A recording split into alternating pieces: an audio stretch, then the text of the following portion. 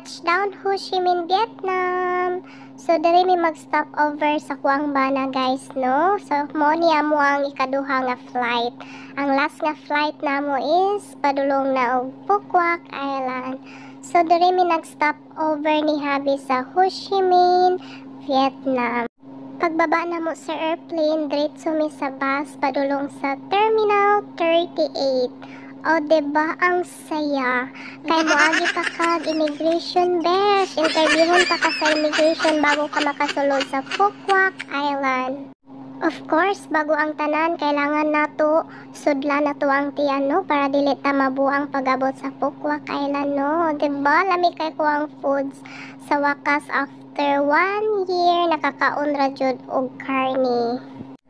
Parisan dayon og tea with honey and ginger impas.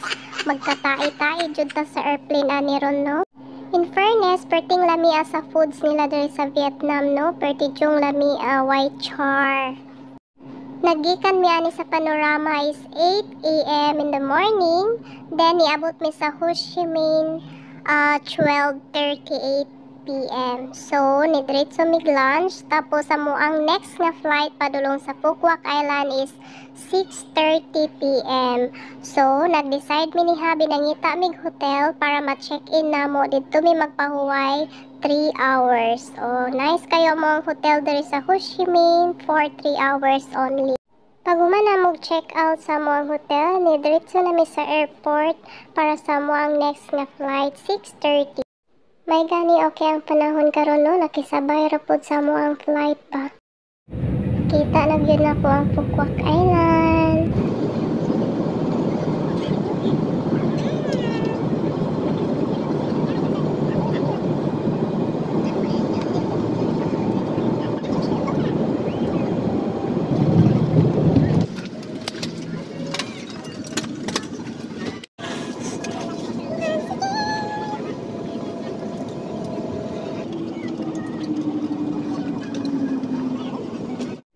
Finally, our destination is here. Abot na gyud mi Phu Quoc Island. O diba, sa isa ka adlaw katulo mi mag-flight ani, no? Perti jung kapuya. Pero dili ta magpahalata nga kapoy, no? So kani nga tay magbus na pud mi padulong og Terminal Airport. Aron kuhaon na namo ang mga luggage dito sa airport. O diba kapoy, pero worth it kay 1 week mi mag-stay diri sa Phu Quoc Island. So naa na mi diri sulod sa airport. So dili kayo tantong crowded, no? Ayan na ang ato ang luggage.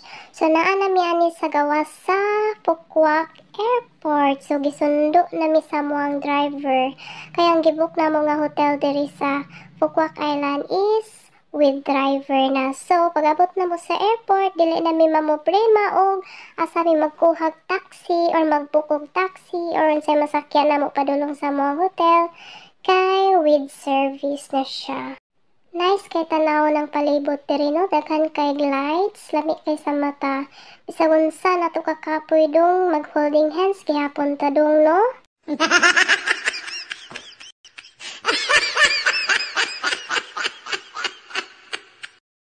Medyo layo-layo naka-parking si kuya guys. So nagbaktas niya ni mga 4 minutes lang naman.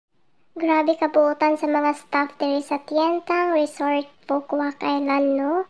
Grabe respetado kayo si kuya. Pero ayo kabala kaya tagaan kag tip sa Quang Bana. Buutan man po niya Quang Bana, no? Padulong na miyani sa muang hotel guys. Ang pangalan sa muang hotel is Tien Thanh Resort.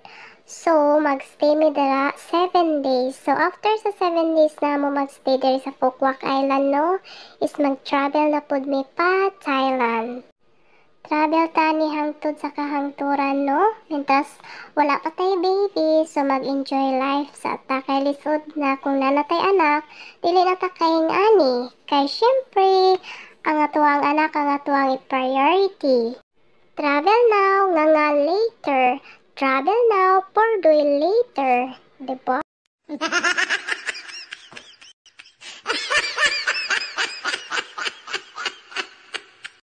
Bahala na mapordoy, oy. Basta kay makalaag lang ko.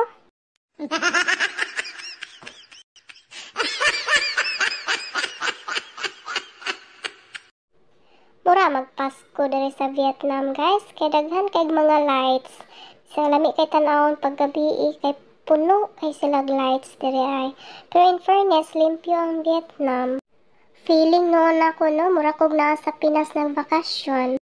Excited kay kumutilaw sa ilahang mga pagkaon diri guys, kay trending manggod ning Vietnam sa TikTok ba, kay lami daw ilang seafoods, mga klase-klase nga mga pagkaon diri, especially ang ilahang kape daw guys, Liberty daw ang lami kay akong natan-aw sa TikTok no, mga travelers, kay ang ganahan nila diri sa Vietnam isang seafoods, more on fruits and coffee, mga klase-klaseng coffee, na daw sila egg coffee and mango coffee, durian coffee. So na naman ta diri sa Vietnam no, atong tilawan tanan pagkaon nila diri, especially ilang kape, basta kay ato ang kaunon kung unsay mga pagkaon nila diri atong tilawan. Kay sa tanan nga hotel nga mo ang gi-check-inan sa Kuamba na guys is free breakfast. So, atong tilawan tanan pagkaon nila diri. Every hotel nga mo ang gi-check-inan is free breakfast, kay appeal na siya sa mo ang gibayaran ni Habi pag-book sa hotel. So, pag mata ni mo morning, diretso na dayon kag breakfast, so dili ka ma-stress mangita og pagkaon.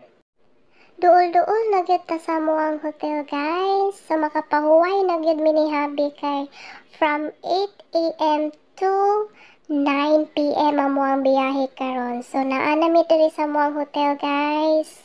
Duol na gyud siya, dili na gyud kaabot og 1 minute makapahuway na gyud mi no. So ready to check in na mi ni Habi ani guys.